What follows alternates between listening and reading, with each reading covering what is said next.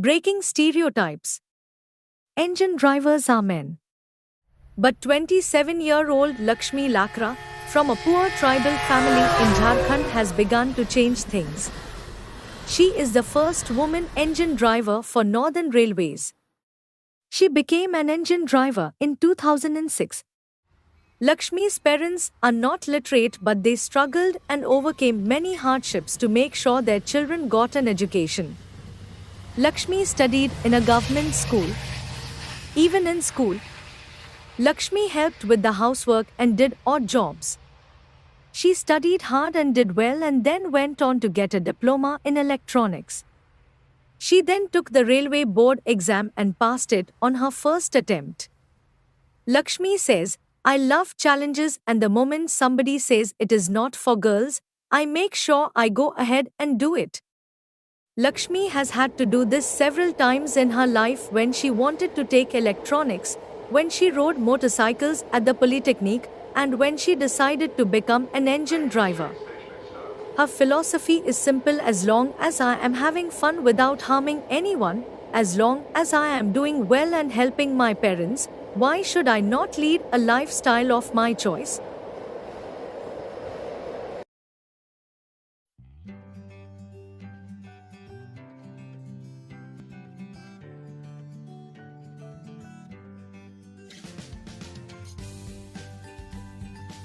Born in 1810 in Patna, Bangladesh.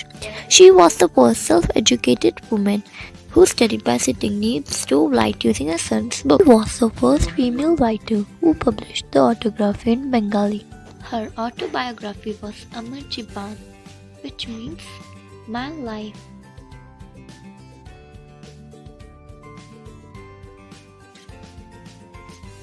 Born on January 3, 1831, in Satara, Bombay, she was an Indian social reformer, educationalist, and poet from Maharashtra.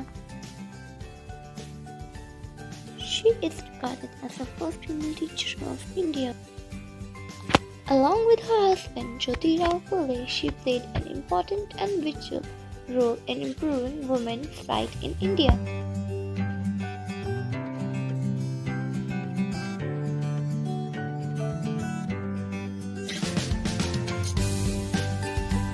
Hello friends, there have been many social reformers in the history of India whose names are not so familiar to people, but their contribution has been significant.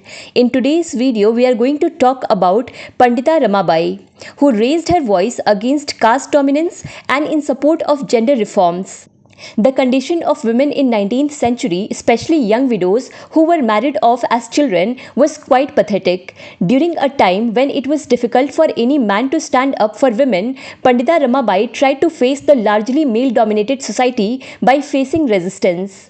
Born on 23rd April 1858 in Maharashtra, Ramabai learned Sanskrit from her father Anand Shastri, who was also a social reformer.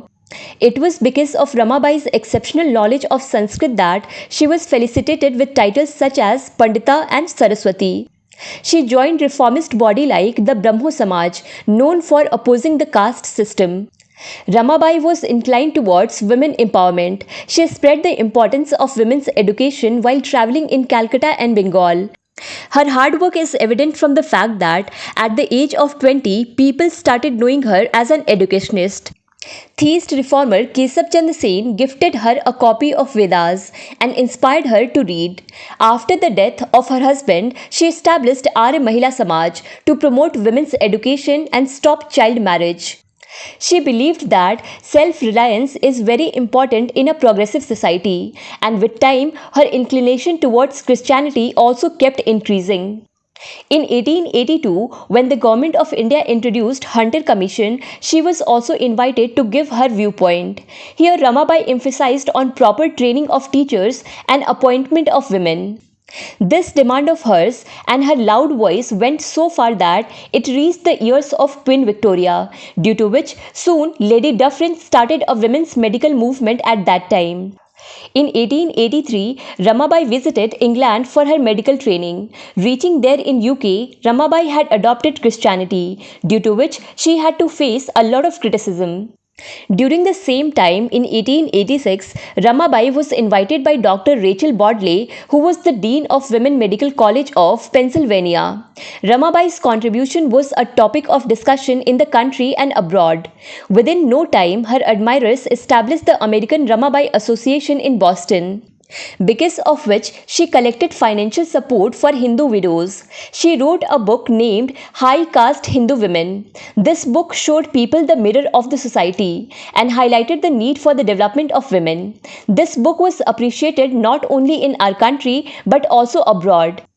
In 1889, after coming back to India, Ramabai opened Sharda Sadan, whose mission was to empower widows. It was the first institution in India where not only widows but also unmarried girls were provided residential education.